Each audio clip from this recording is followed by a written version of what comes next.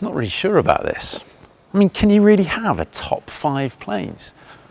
I mean, how do you compare the Fairy Delta II with the Sopwith Pup? Or the Avro Vulcan with, well, the Douglas Dakota? I mean, they just don't compare. Oh well.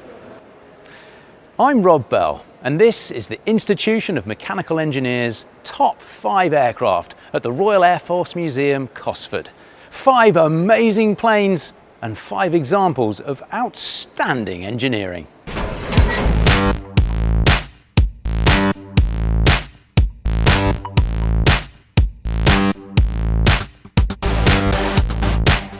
Sir Frank Whittle, a member of the Institution of Mechanical Engineers, changed the world we live in.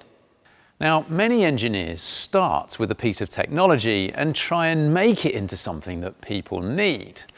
Well, Whittle here worked the other way round. He started with a need, the need for long-distance air travel.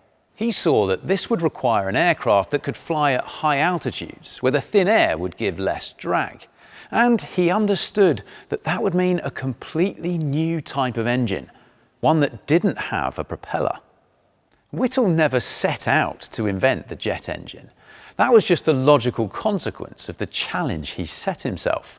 And what really is amazing is that Whittle saw this need for long-range, high-altitude flight in 1928, when air travel was very much still in its infancy, and he was only 21 years old.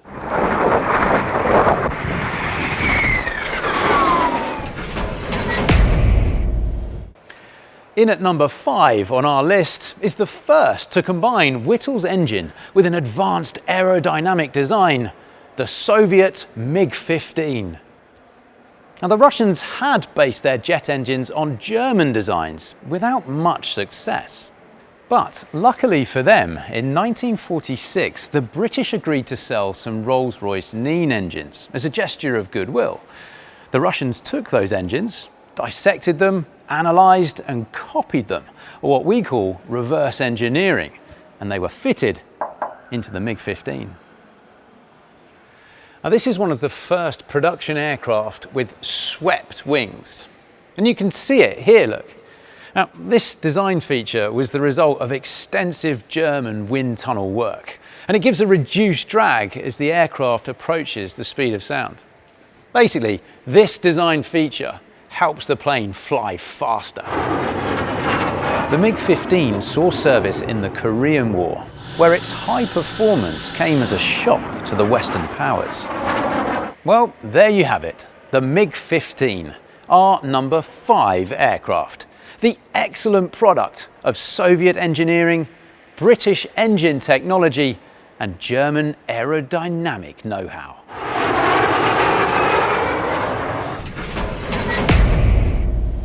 Designed by Rex Pearson, our number 4 aircraft is the Vickers Wellington. Now, I've come here to the museum's Conservation Centre to see its innovative geodetic space frame that's usually hidden behind a fabric skin. And it's utterly mesmerising. Now, this was the creation of Barnes Wallis. In the 1930s, many aircraft had a rectangular internal framework, with extra pieces then fitted to the outside to create the curved, streamlined shape. But this was both heavy and took up a lot of room inside. Wallis's innovation was to make the structural members follow the curved shape of the fuselage and the wings. This made it strong but also light, which enabled the Wellington to carry a heavy load. Even more importantly, whole pieces of this structure could be shot away and the plane would still be able to fly. It's what engineers call a redundant structure, where you can remove one piece and the load will be taken up by its neighbours, which is very useful in a structure like this, if, for example, you're trying to fly home in a damaged plane. Built in more numbers than any other British bomber, and in service from the very first day of the war to the last, our number 4 aircraft, the Vickers Wellington.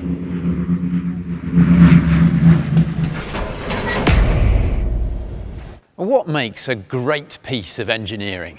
Well, we might all go on about the most innovative, the fastest, the largest, the most exciting, but the sure sign of a great product is one that's made in large numbers and used for a long time. Almost 9,000 of our Next Choice were built, and it's been in service for more than 80 years, so there's no doubt about it. It is a great plane.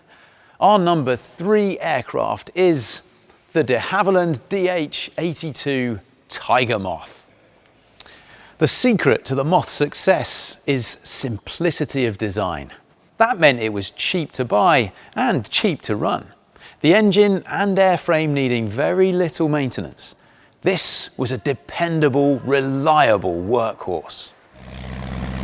It was easy to fly, but hard to fly well.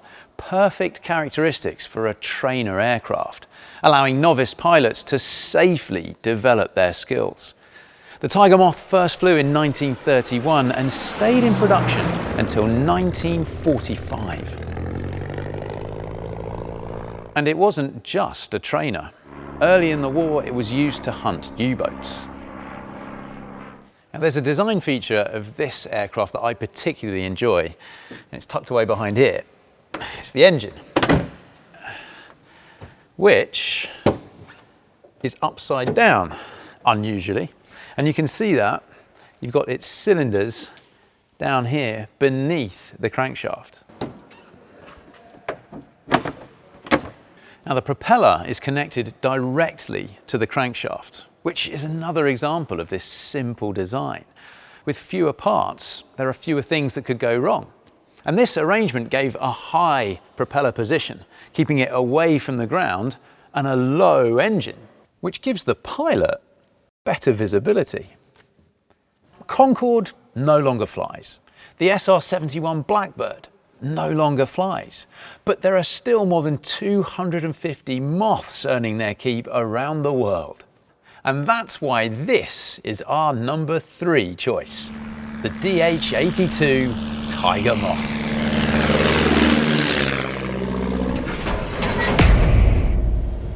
Our number 2 aircraft was designed around its engine, the Hawker Siddeley Kestrel. Now, this was a prototype to the famous Harrier jump jet, and it stands example to the way engineers build on each other's ideas to make an innovative leap forwards. A French engineer called Michel Vibeau came up with the idea of using engines to drive fans, blowing air through movable nozzles to lift an aircraft into the air. Now, the Bristol Engine Company was asked to look at the idea, and they refined it by using air from the jet engine's compressor rather than having separate fans. Now, this engine proposal was taken to Hawker Aviation, and by working closely together, they came up with the final configuration. Now, the Kestrel has 4 air nozzles in total. It's got 2 air jets at the front from the compressor, 1 on each side, and there are 2 exhaust jets at the back here from the turbine. The aircraft would rise into the air on these 4 columns of gases, the nozzles then rotating or vectoring to drive it forwards. No one single person invented this aircraft. It was created by engineers working together as a team, taking each other's ideas and improving them as they went. So, what have we chosen as our number 1? Well, it had to be really, didn't it? The Institution of Mechanical Engineers' number 1 aircraft is the Spitfire. And not just any Spitfire. This is Spitfire number K9942, the oldest in existence. And this very aircraft saw action over the skies of Dunkirk. Now, if I had £1 for every time someone asked me what my favourite part of the Spitfire was, honestly, well, let me tell you, it is this rivet right here. Actually, it could be that one next to it. God, there's so many, you lose track. I'll tell you what, it's the rivets generally on the Spitfire, because when it was designed, it was unusual to use these smooth, flush-headed rivets, instead of the much easier to use dome-headed rivets like this.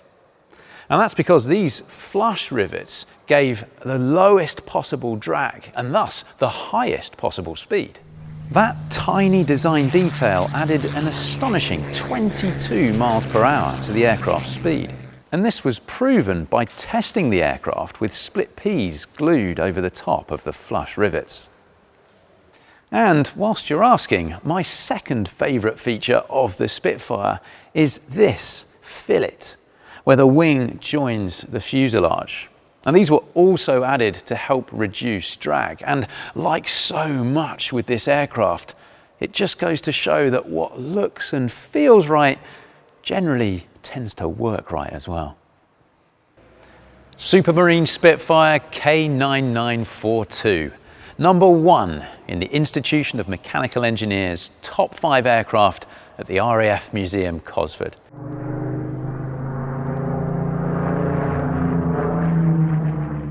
Well, we hope you've enjoyed this video, and if you don't agree with our choices, then let us know in the comments section below. Tell us what your top 5 would be and why. If you can, why not come down and visit the RAF museums here at Cosford and at Hendon in London. And if you're interested in finding out more about an exciting career in engineering, then click the link below. Perhaps even consider becoming an engineer yourself, because the world needs more engineers.